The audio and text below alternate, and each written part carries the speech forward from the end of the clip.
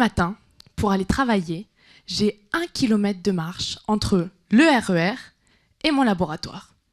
Vous vous dites que c'est super cette petite marche matinale, c'est bon pour la santé. Pas vraiment, à cause de la pollution de l'air.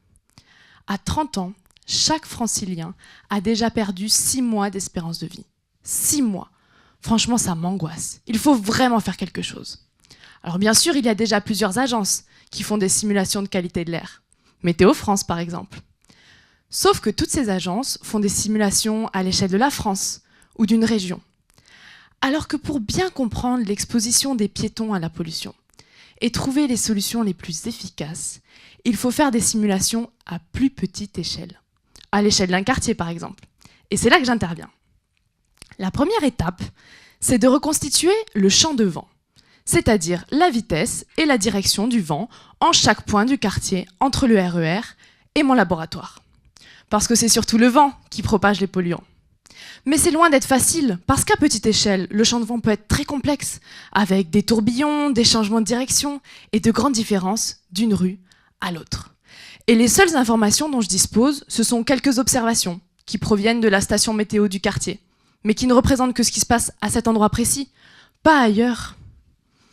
Imaginez qu'on me donne une seule part d'un gâteau très compliqué, avec plusieurs étages et différentes saveurs, et que je doive refaire le gâteau en entier. Vous avouerez que c'est complexe.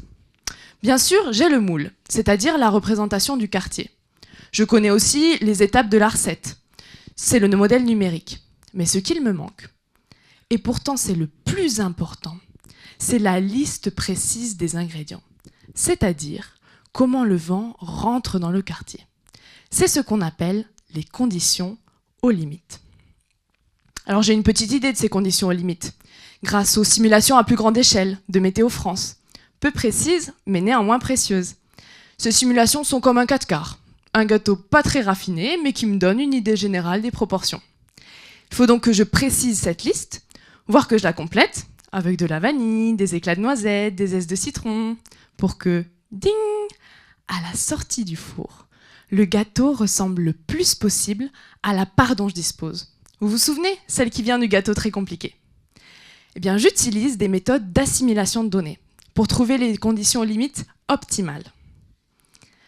À la fin de ma thèse, on aura franchi une première étape en reconstituant le champ de vent, qui pourrait être utilisé par d'autres pour étudier la qualité de l'air localement, et qu'on puisse tous aller travailler à pied sans souci.